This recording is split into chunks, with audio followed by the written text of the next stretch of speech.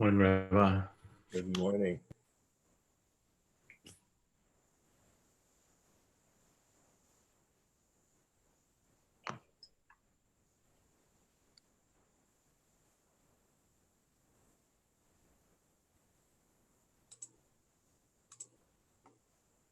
Okay. Good morning, everyone.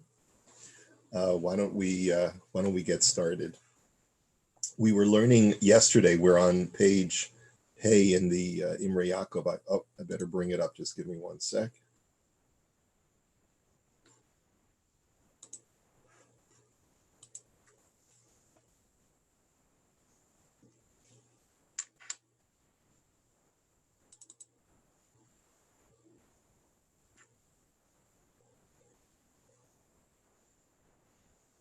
There we go. And share screen. There we are. Okay. So we were learning yesterday about the need to fulfill your word when you commit yourself to give a gift. We were focusing yesterday on the ramifications to children and how you have to fulfill your word, even with children, according to many poskim, because there's a sense of reliance. Here's another issue, and that is that there's also an assumption that part of the reason why a person would want his gift to be fulfilled is because he would like his reputation to be that he's a person who fulfills his word, that his word is his bond. And this has ramifications if, let's say, the gifter passes away. So I just wanted to show you an interesting point. In this Likutim in Sifkatim Vav, he says like this, that remember what the Rav Shulchan Aruch had said, that if you had committed to someone to give them a small gift, then if you go back on your pledge to that person, you're called a mechusar amana, because that the other party, the receiving party, has a sense of reliance. Okay, and so from Likutim he says, "Ba'omer litein matana mu'etes umeis hamekabel." Let's say a person had made a pledge that he was going to provide a small gift, and then the recipient had died. In other words, Reuven promises Shimon that he's going to give him a book, or he's going to give him some money that he wanted to give him. And then Shimon, the recipient, passes away. So is there an obligation for Reuven to make good and pass it on to the children of Shimon? Is there any kind of moral obligation? Is he does he have any kind of responsibility to not be a mechusar amana, so that is for the children? So he says, Mikol makom tzarich litein lahar yarshin. Yes, you do have to give it to the heirs of Shimon. But aval im hamavtiach meis, but if, let's say, Reuven, the person who made the pledge, passes away, ein hayorshim tzrichim lekayim havtachaso, then the heirs of Reuven do not have to make good on that gift to Shimon. They're not obligated. They can say, that was our father's commitment to you, but even though we are the heirs of his assets, we're not obligated to follow through on that commitment to gift you something, because it's not like a debt. A debt that Reuven has to Shimon, heirs obviously have to make good on that debt, because the debt is coming from the estate, and any creditor has a lien on the estate. But this is where there was a commitment from Reuven to give a gift to Shimon. There's no lien that Shimon has on Reuven's estate, and the heirs don't even have a moral obligation to make good on that pledge. Now, what we need to do is we need to understand, why is it not symmetrical? Why on the one hand, if Shimon dies, Reuven has a moral obligation to make good on that gift to Shimon's heirs, but the opposite is not true. That if Reuven dies, Reuven's heirs do not have a moral obligation to make good on the gift that was pledged to Shimon. So the footnote quotes a sefer called Minchat Pitim, which is a sefer that is a latter-day sefer that goes through a lot of Choshen Mishpat halacha. And he quotes, I'm just bringing it up now.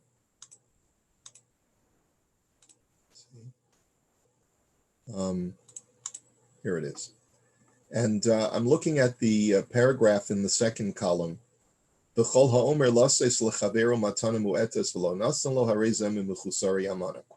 the Shulchan Aruch, that if you had committed yourself to give something to someone and you don't end up doing it, you're called a mechusar amana.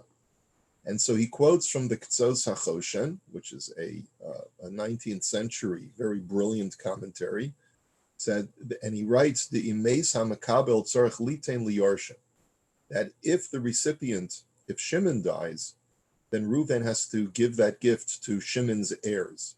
The Hevi Raya mi Bava Basra Daf Kuf Chaf Gimel. And he brings a proof from a case in the Gemara in Bava Batra, which talks about Makirei Kahuna. Now, what is Makirei Kahuna?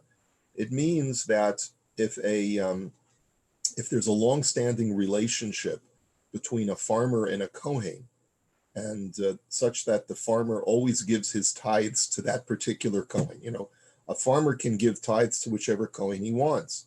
But if there's already an established pattern that he gives it always to this Kohen, the Gemara goes so far as to say that if the Kohen passes away, the heirs of that Kohen are entitled to demand the produce because they say that's the established pattern. So you see that when it comes to something which is an optional gift, and the recipient dies, it's nonetheless, there's a moral imperative to make good on that gift to the heirs of the decedent. So that's one indication, but it doesn't really explain why. He says, "V'nearly od raya lazemi bava metzia tezayin amad aleph nichale deleku behimnusa lagabi bane yeuyen sham." There's a Gemara in Bava Metzia that has a discussion about a person who steals a piece of property, and like he sells the Brooklyn Bridge, right? The classic example of where a guy swindles a buyer by selling him property that's not his. But then the robber has a change of heart, and he wants to make good on his reputation. He doesn't want there to be recriminations against him of being a thief and a swindler. So he goes back to the original owner and he actually pays him for the value of the property so that the buyer will not come back to him and take him to court when the land is confiscated from him.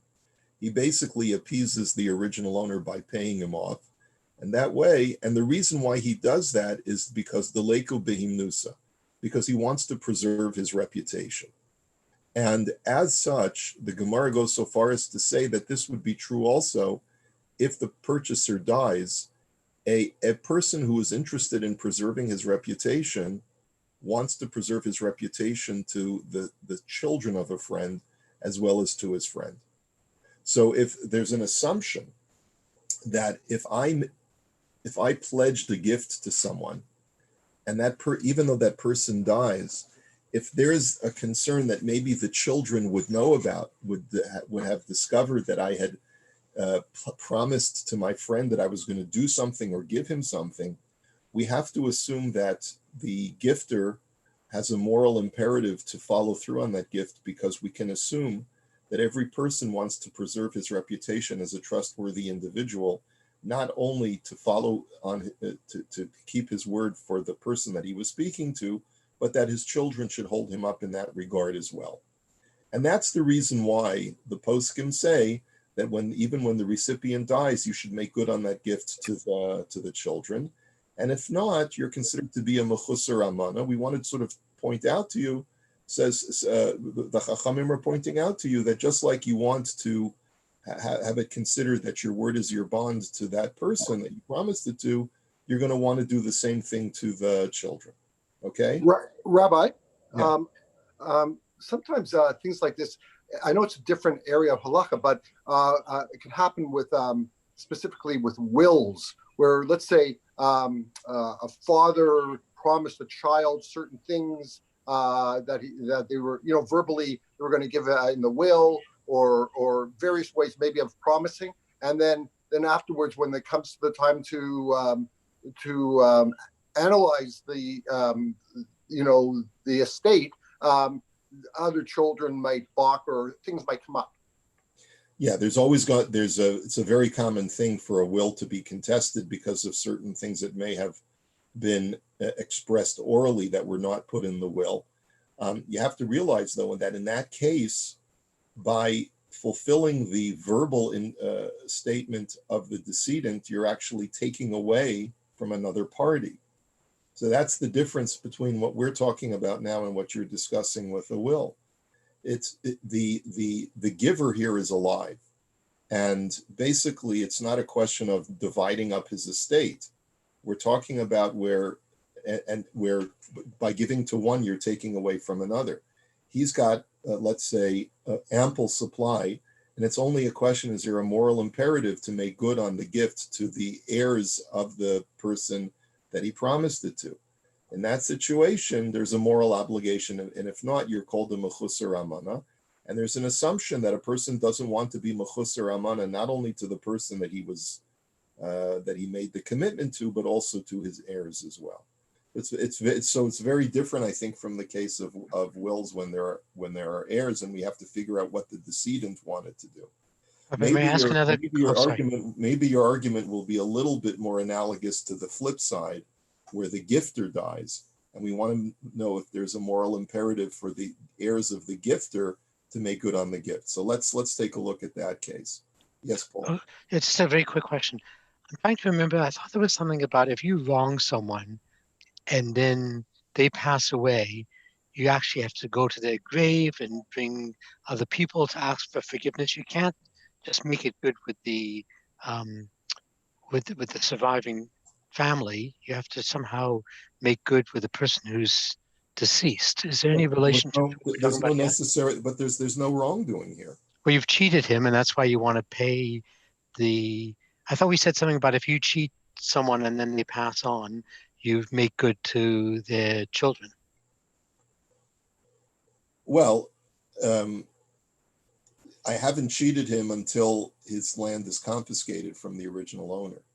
So this guy is making good. Yeah. So I hear your point, but that's really a side issue, because what we really want to just try and extract from that story in the Gemara is the principle that that every person wants to preserve his reputation, not only with the people that he deals with, but with their children as well. But you can somehow fix your reputation by making good to the children, even though the person is no longer here, the person whom you had the original relationship. Right. And so it's on that basis that the Sefer Minchat Pitim says that that's really the basis of this halacha, that it's important for a person to be held up as an honest person who fulfills his word, not only for the person that he spoke to, but also to his heirs as well.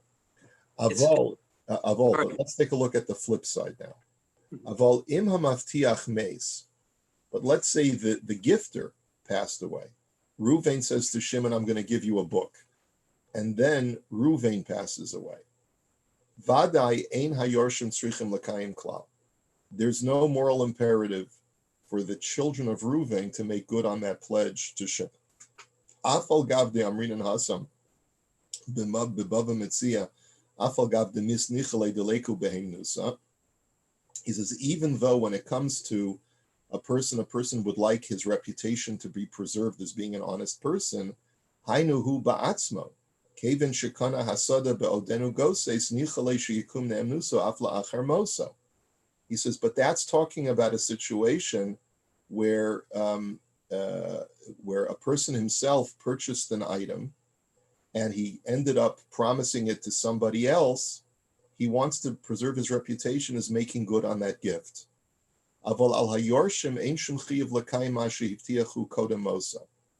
once the person passes away, there's no moral imperative for the heirs to make good on his pledge to a friend that he's going to give him something. And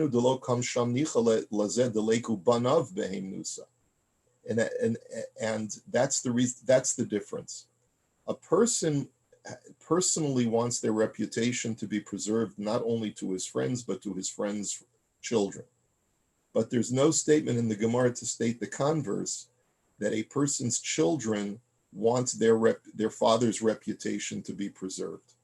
There's no or that a person wants his children to follow through on his commitments. V'chein kasav b'tshuvas chacham tzvi sif ayin v'chein nir medivrei Ramban b'chidushav legitin daf lamed amadinana. Demihai time of b'meis tzarach litol rishus min hayorshim. Deme'avion ein tzarach litol rishus kivin shemach alavaloch hashin shein omed b'diburat sheyachzubo aval miyorsh tzarach litol rishus yun shamadok.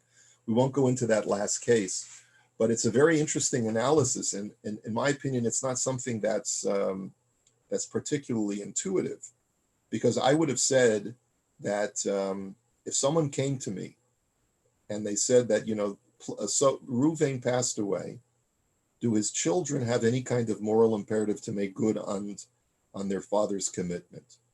This is saying that there's no moral imperative. Now, we have to be very careful to distinguish between tzedakah and promises made to private individuals.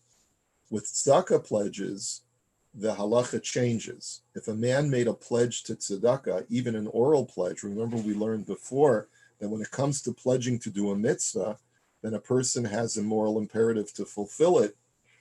And in Hilchos tzedakah, an oral pledge can actually have the status of that it already belongs to the tzedakah, even though it's still in the bank account of the gifter. And so there's an argument to be made that children have a legal obligation to fulfill a tzedakah pledge. But here we're not talking about a tzedakah pledge. We're simply talking about a man made an oral commitment to give someone a small gift. And it's only a question of mechusar amana. Will our father be held up as a person who doesn't follow through with his word? So since that's the only concern, that's the only reputational concern, the heirs can say, listen, our father, if he was here, probably would have wanted to follow through so that he would be viewed as as a straightforward person whose word is reliable. But now that he's not here, he doesn't have those same concerns anymore. And therefore, we don't feel a moral obligation to follow through because it's not our word, it was our father's word. The only thing that's a little bit disturbing to me is that there's still a concept in halacha called mitzvah l'kayim divrei hamet. There's a mitzvah to fulfill the desire of the decedent, meaning that if I as an heir knew that my father certainly wanted to do this, but he didn't have an opportunity to do it before he passed away, I have a moral obligation to try and fulfill his wishes. And so therefore, I think that this halacha has to be taken with a grain of salt. If it was a type of gift that I can assume that my father was only interested in doing himself, but did not want to burden the heir, to do it, then I have no moral obligation to follow through on the gift out of a concern of mechusar amana, of acting in bad faith. Because bad faith is only when a person himself makes the commitment and doesn't follow through. My father has a good reason for not following through because he's no longer in the world, right? But if I know that my father really wanted that person to have the gift unconditionally, whether he was alive or passed away, then I think the halacha should be of mitzvah l'kayim divrei hames. I as a child of the decedent should feel a moral obligation at least to make good on the wishes I know that my father had before he left. Okay, so I just wanted to make that point. Rabbi, what if that's a very big financial or time burden on the children? Yeah, so you have to make that kind of assessment and say, is this something that my father would have wanted me to do? If there were no explicit instructions in the will, but I happen to be aware of the fact that my father had made a commitment to so and so. So you have to really make an assessment in your mind as an heir.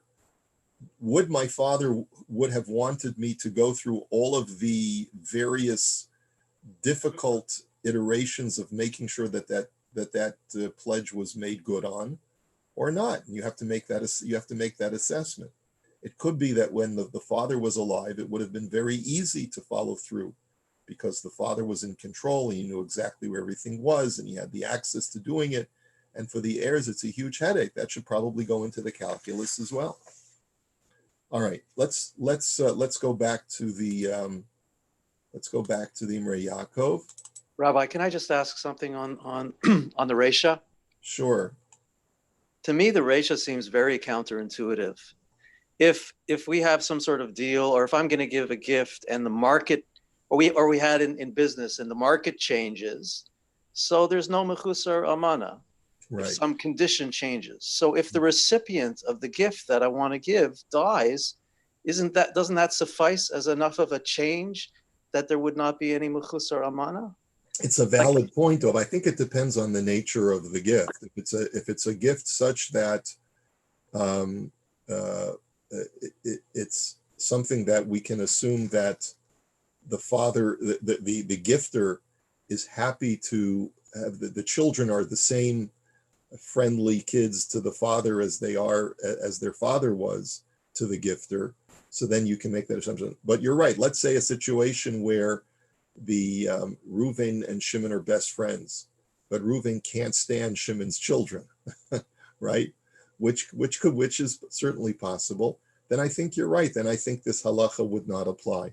So you have to in a lot of these cases you have to sort of use your best judgment in a lot of these situations, especially because we're dealing with above and beyond the halachic requirement, but just an issue of whether a person's mechusar amana or not. Okay, I think that's a valid point. Okay, I want to go to page Vav, where we'll start the biurim today, and the Rav Shulchan Aruch had quoted a pasuk from where do we know that when a person makes a verbal commitment to do something or to do a favor for someone, that he has a moral obligation? Because the Torah says, Eifas tzedek v'hin tzedek yihiyeh, that you shall have equal weights and measures or just weights and measures. And that's from the extra language of the verb of the pasuk, we learned that the word hin also refers to hein, that your yes should be a yes and your no should be a no. And when you say yes, it's got to be true. It's got to be, you have to carry through with it. And when you say no, you've got to carry through with it. So the biurim in this section over here asks a very interesting question.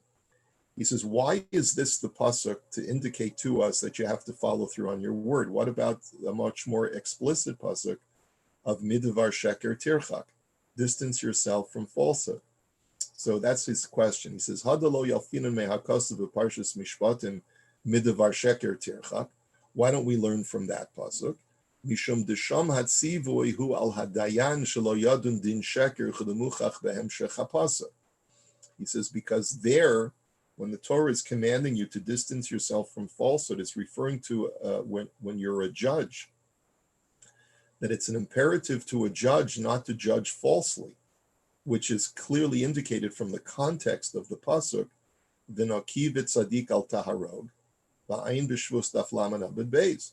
He says, because right afterwards the Torah says, do not kill an innocent person. So how does truthfulness connect to killing an innocent party? So clearly the pasuk is referring to a judge, that a judge has to be truthful in judgment, because if he's not, in the course of his courtroom adjudication, he could end up killing an innocent man. V'chein kol hani shedarshu b'shvus daf lamed aleph, mayri heicha sherotze lezakos bedin neged chaver al yedei sheker. And it's clear, therefore, that this mitzvah in the Torah of midvar sheker tirchak is all talking about using falsehood to try and get the wrong party to be awarded something that they don't deserve. V'chein hadichsiv parshas kedoshim v'lo seshakaru ish ba'am yiso. And he says, there's another pasuk in parshas kedoshim, which says that a man should not lie to his fellow. He says, nami kavanas haTorah, heicha shehu mishaker b'mamon shehilveu ayin pirush Rashi v'Rashban sham. There too, it's talking about lying where there are financial stakes, where if a person is lent money, and then he says, I don't owe you that money, and he's lying, that's what the Torah is saying, v'lo seshakaru ish ba'am yiso, don't say a bald-faced lie to get out of paying what you owe. Aval heicha she'adam mavtiach lachaveru medaber echad bepeh ve'echad belev, ze lo nichlal b'hanal. But what about a person who sincerely means to say, when he says, I'm going to give you this small gift, he sincerely means it? How do you know that there's a moral imperative to follow through, even though afterwards you may change your mind? So where at the time where you're saying it, you're not lying. You do mean to send him the book, but you just never got around to it. So therefore, for that, you need an additional pasuk. B'tzarech lazeh pasuk miyuchad. So that's the reason. And he says, Va'od, desheker hainu kishu mishana umate es ha'emes hakayam. He says, and furthermore, falsehood is when you change the actual current truth. Aval, hamavtiach la'asid shehu yachol la'amiso, uvishas ha'amira ein ba adayin stira l'dvarav rak belibo yesh machshava acheres, ze lo shayach lekaro sheker.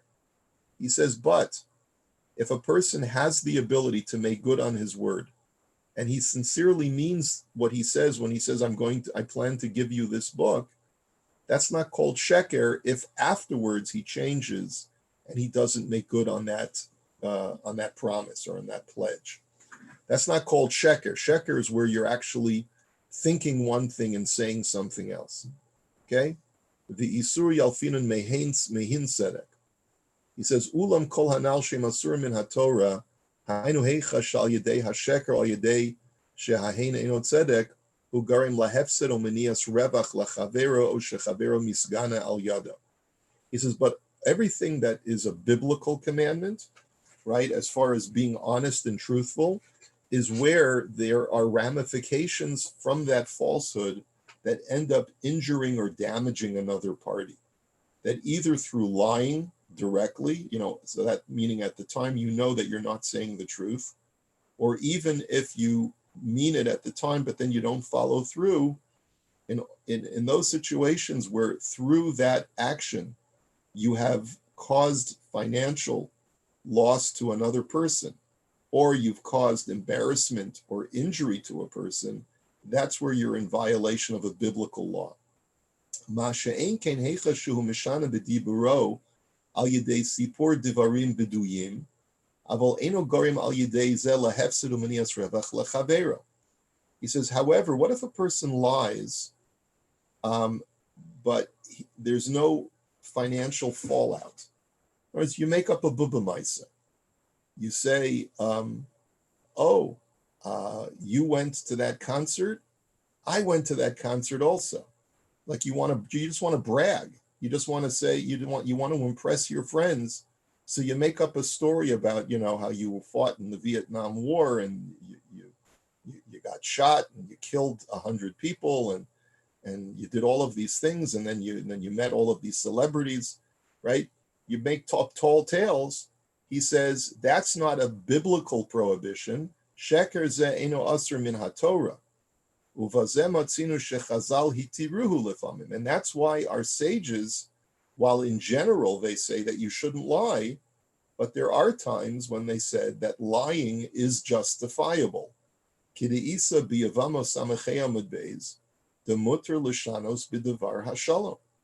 you are allowed to lie when it comes to matters of preserving the peace. So if your wife says, do I look fat in this dress? Then you're allowed to lie. And not only are you allowed to lie, but it may be a matter of sakanas nefashos if you don't lie. You need to preserve the peace. You need to preserve your life.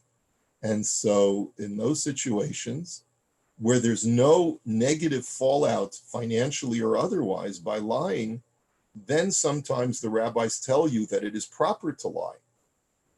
Okay? Or if the hostess asks you, how does the soup taste? And it tastes like an old shoe, you still should say, you should still lie. And you should say that it's delicious. Thank you. Soul food. Okay. All right, there you go. And And that's the classic example. What do we sing at a wedding?